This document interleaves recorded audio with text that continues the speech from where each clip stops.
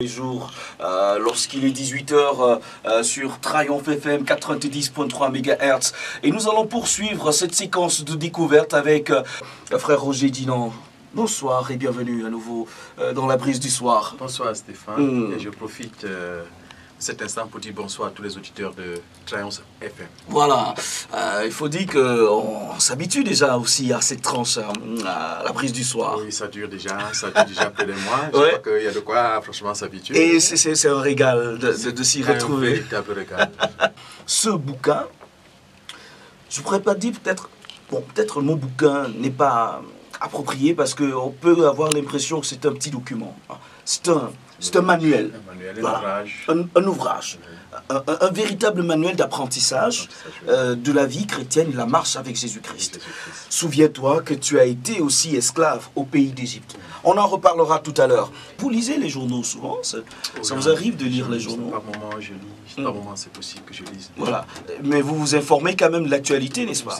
De ce qui se passe dans le pays. À la radio et puis dans les journaux. C'est sûr. C'est très important pour un homme spirituel d'être informé de ce qui se passe dans son pays. C'est tout à fait normal. Nous sommes d'abord des Camerounais, avant d'être écrivains, avant d'être chrétiens, avant n'importe quoi que ce soit. Nous sommes d'abord des Camerounais.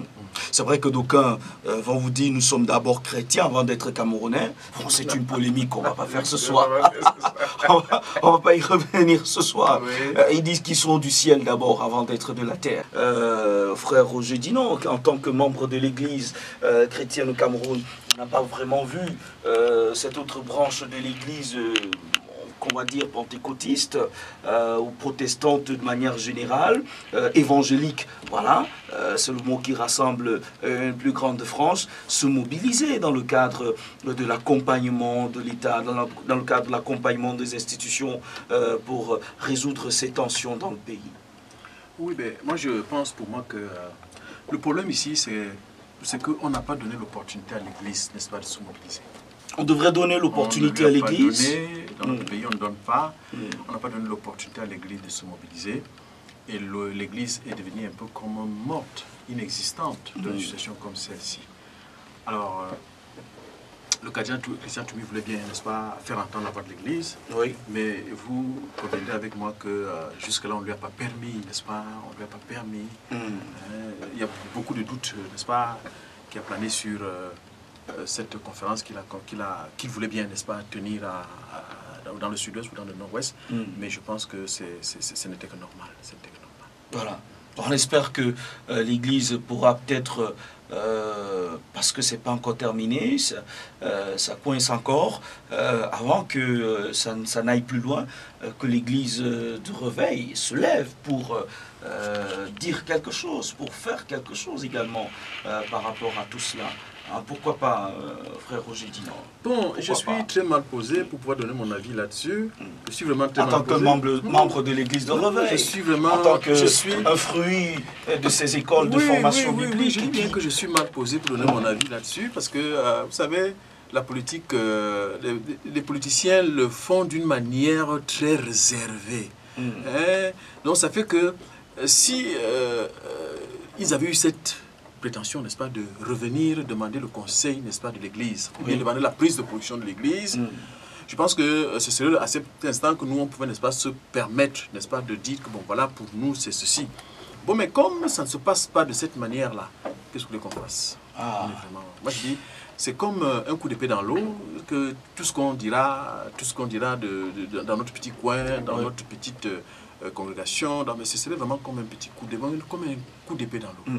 Peut-être qu'il faudrait que l'Église sorte des quatre murs pour véritablement agir en pareille circonstance. Je pense que le moment est mal choisi pour demander à l'Église de sortir des quatre murs. Parce que vous savez, avec déjà la situation politique de ce pays-ci, je pense que ce n'est plus le moment, ce n'est pas le moment pour demander à l'Église de sortir, pour aller, n'est-ce pas, aggraver. C'est comme si l'Église sortait, c'est comme si on versait de l'essence dans le feu. Ah bon? Ah, mais bien sûr. Ce ne serait pas plutôt de l'eau sur le feu? Non, ce serait l'eau du Saint-Esprit. Non, c'est comme on versait de l'eau sur de l'essence dans le feu. Donc le moment est très mal choisi, n'est-ce pas, que l'Église se lève ou sorte. Non, c'est bon, ce n'est pas le moment. Ok. Cette information qui fait état de ces enfants sans acte de naissance du côté de l'Est Cameroun. Et ce n'est pas qu'à l'Est. Dans plusieurs régions de ce pays, il y a beaucoup d'enfants qui n'ont pas d'acte de naissance. Oui, oui. savez, de ce côté, c'est un peu la misère, c'est la pauvreté.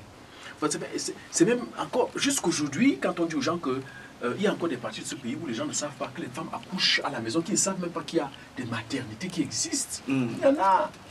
Il y en a.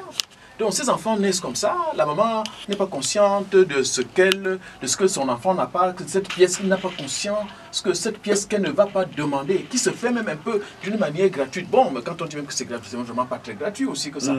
Alors donc, c'est vraiment ça le problème. Il faudrait faciliter la procédure, faciliter le mécanisme et instruire également les uns les autres. Il faut instruire ces femmes. Ces femmes dans l'arrière-pays, pour leur dire que franchement, quand l'enfant... Et il faut même les encourager à aller naître, à aller accoucher dans les hôpitaux.